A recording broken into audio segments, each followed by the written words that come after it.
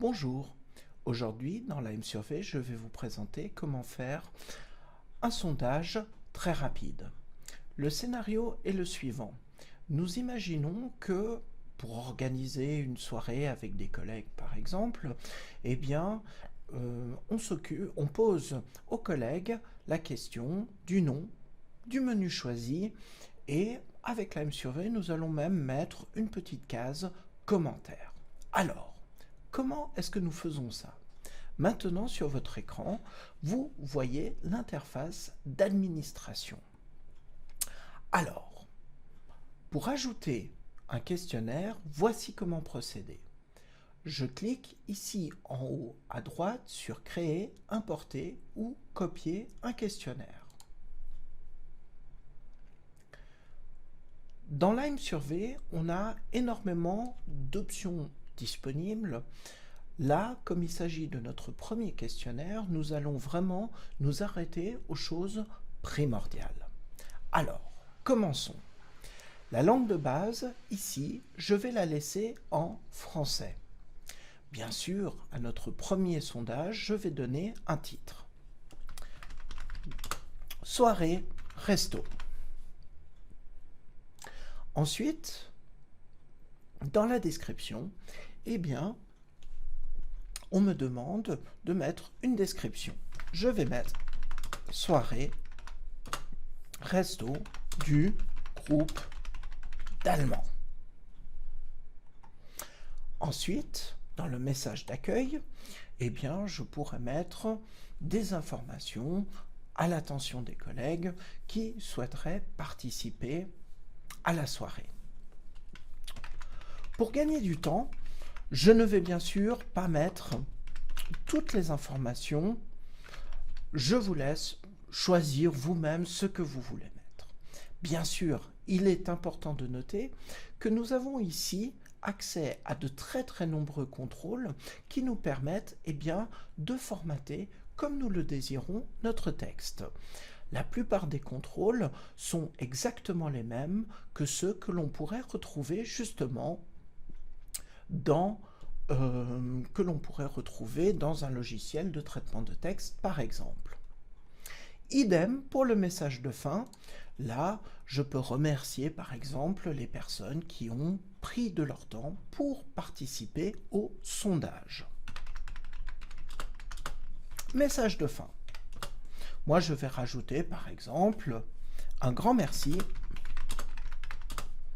pour votre participation. Je peux rajouter une URL de fin pour rediriger les gens vers une page intéressante.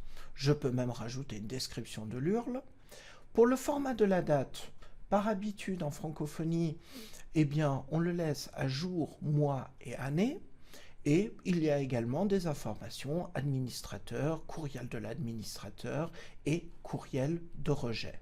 Bien sûr, toutes ces données peuvent être changées suivant la préférence de l'utilisateur. Je clique maintenant sur Sauvegarder. Vous allez voir que, justement, après avoir cliqué sur Sauvegarder, je suis renvoyé sur cette page. Il s'agit malheureusement d'un bug qui existe dans la version 2.0.5. Ne vous inquiétez pas, pour revenir dans l'interface d'administration, il vous suffit de cliquer en haut à droite, en haut à gauche, sur le bouton Retour. Revenons sur la page d'administration par défaut en cliquant sur la petite maison. Je peux voir ici que j'ai ma soirée resto. Elle a été bien sûr, j'en suis le propriétaire. On peut voir qu'au niveau de l'accès, c'est ouvert et les réponses ne sont pas anonymisées. Bien sûr, vous pouvez également constater que notre petit carré est rouge, ce qui signifie que notre sondage n'a pas été créé. Et c'est tout à fait normal, car actuellement, il n'a ni groupe ni question. Alors, comment ajouter des groupes et comment ajouter des questions? On clique ici sur l'intitulé du questionnaire. Une fois sur l'intitulé du questionnaire, eh bien, on va ajouter ici en haut à droite un groupe de questions. Plus vous avez de groupes, plus vous avez de questions, plus il sera important de rajouter des groupes pour organiser vos questions. Dans notre exemple ici, nous n'avons que 3 questions, donc on va créer qu'un seul groupe. Alors, je vais l'appeler groupe 1. Bien sûr, on peut lui donner tous les groupes. Sachez que si vous faites de longs questionnaires, n'hésitez pas à rajouter un titre un tout petit peu plus parlant et une description plus complète. On sauvegarde le groupe et maintenant, vous pouvez observer que nous avons ici une 3e barre. Et à la hauteur de cette 3e barre, nous pouvons voir que nous avons maintenant un menu déroulant avec des questions. Comme je l'avais dit au début, nous organisons une soirée. Pour cette soirée, nous aurons besoin de 3 questions. Pour le nom, justement, eh bien, on peut choisir une question courte. Quel est votre nom, par exemple?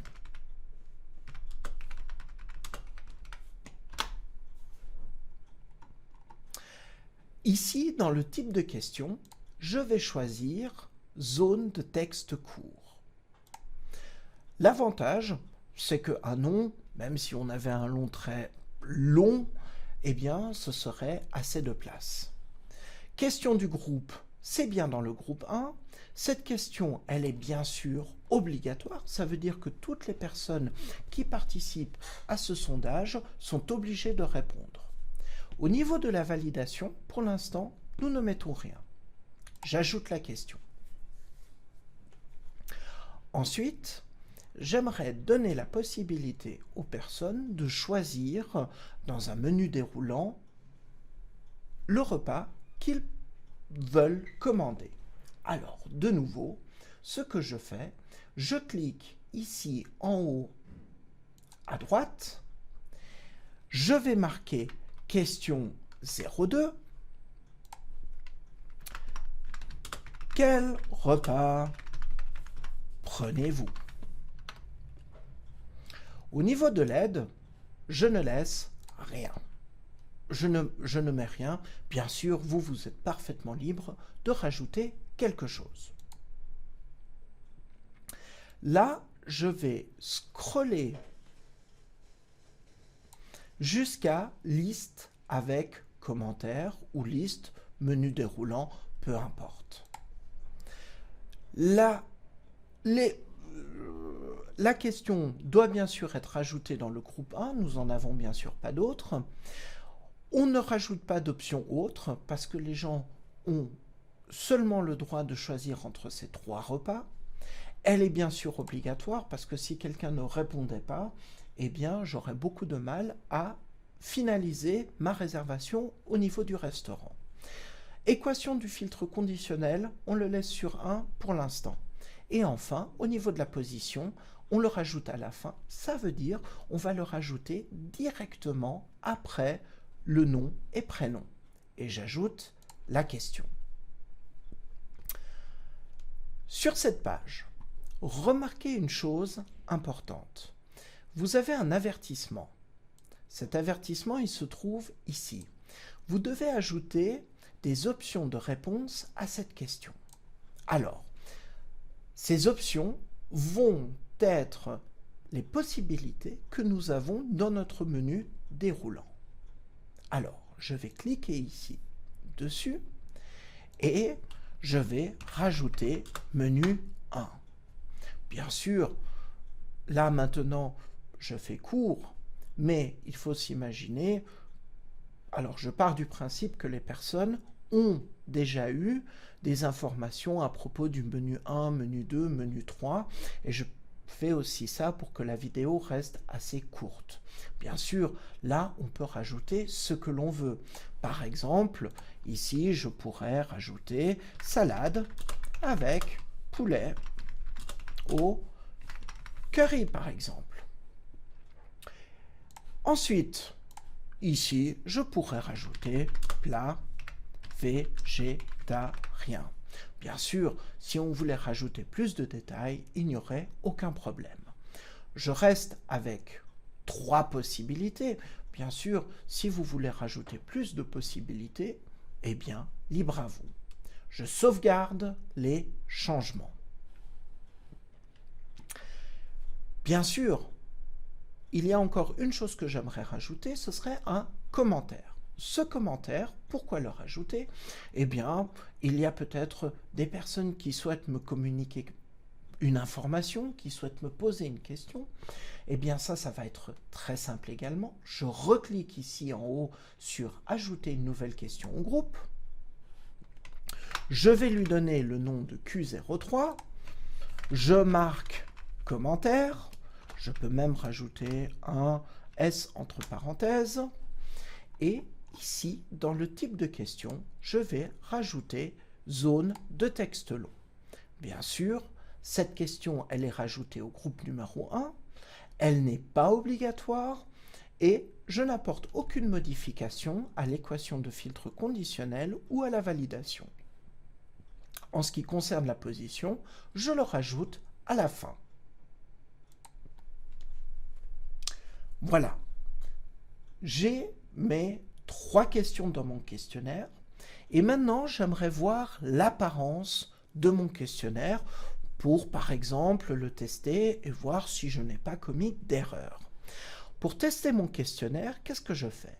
Je clique sur la première roue dentée, ce qui va me permettre de voir l'intégralité du questionnaire. Sachez néanmoins que si vous avez maintenant plusieurs groupes, plusieurs types de questions, et que vous avez un questionnaire qui est plutôt long, ne perdez pas trop de temps en refaisant chaque fois toutes les questions. Vous pouvez bien sûr cliquer simplement sur une des dents crantées, ce qui va vous envoyer sur une des questions choisies. Alors, je reviens sur mon test. Voilà, je vois ici, c'est la soirée resto du groupe d'allemand. Voilà, j'avais marqué message d'accueil. Le Lime Survey nous informe qu'il y a 3 questions dans ce questionnaire. Je clique sur suivant.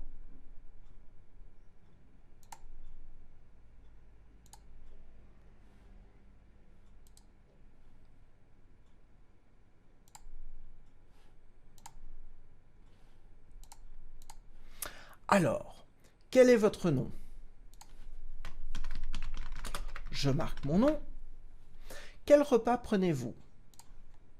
Je vais prendre par exemple salade avec poulet au curry. Commentaire, aucun. Comme il n'y a pas de petite étoile rouge, je ne suis bien sûr pas obligé de mettre un commentaire parce que pour moi tout est clair. Je m'appelle bien Olivier Brisson et je commande pour cette soirée du groupe d'allemand une salade avec poulet au curry. J'envoie et Lime Survey nous informe que c'est non sauvegardé. Est-ce qu'il y a une erreur? Bien sûr que non. Nous sommes actuellement, si l'on regarde ici, on peut voir que ce questionnaire est actuellement désactivé. Alors, pour l'activer, c'est extrêmement simple. Je clique sur « Activer ce questionnaire ». On obtient de Lime Survey une notice d'avertissement. Alors, faites attention à une chose. Une fois le questionnaire activé, vous ne pourrez plus ajouter ou supprimer de groupes, ajouter ou supprimer des questions et ajouter ou supprimer des sous-questions ou changer leur code. Comme nous sommes heureux avec notre questionnaire, ça tombe bien, nous avons aucune intention de le changer, donc c'est parfait. Ensuite, faites attention aux choses suivantes. Dans notre cas, j'ai besoin de savoir les noms des personnes qui viennent. Comme ça me permet de savoir combien il y a de personnes, etc. Je le laisse bien sûr sur nom. Est-ce que j'ai besoin des réponses datées? Non. Est-ce que j'ai besoin de sauvegarder l'adresse IP? Non. Et sauvegarder l'URL de provenance, je vais tout simplement marquer non. Eh bien pour moi, tout ça m'a l'air bon. Je clique, je sauvegarde et j'active le questionnaire. Sur cette page, Lime Survey nous informe que maintenant le questionnaire est activé. On peut voir ici en haut à gauche que notre questionnaire est prêt. Mais Lime Survey nous donne encore une autre option. Le questionnaire actuellement, tel qu'il est, eh bien, il est en mode accès public. Aucune invitation n'est requise pour compléter le questionnaire. Dans ce cas, ça ne me dérange pas parce que c'est une soirée, même si c'est pour le groupe d'Allemands, je n'ai par exemple aucune objection que l'époux ou l'épouse d'un collègue vienne. Eh bien, je n'ai donc pas besoin de basculer en mode accès restreint. Je clique non merci. Et là, j'arrive sur le récapitulatif de mon questionnaire. Nous verrons dans une autre vidéo comment générer des tables d'invitation pour les accès restreints. Ça peut être très intéressant dans le cas où vous organisez un sondage où vous devez être sûr qu'un participant ne puisse participer qu'une et une seule fois à votre questionnaire. Nous allons maintenant lancer notre questionnaire pour voir ce que ça donne. Nous cliquons ici sur le questionnaire, sur le lien que nous donne Lime Survey. Soirée du groupe d'Allemands. On peut d'ailleurs voir que maintenant, Lime Survey ne nous donne plus aucun message en rouge. Alors, quel est votre nom? Je marque mon nom. Quel repas prenez-vous? Je vais de nouveau prendre une salade avec poulet au curry. Commentaire. Lime Survey est super. Voilà.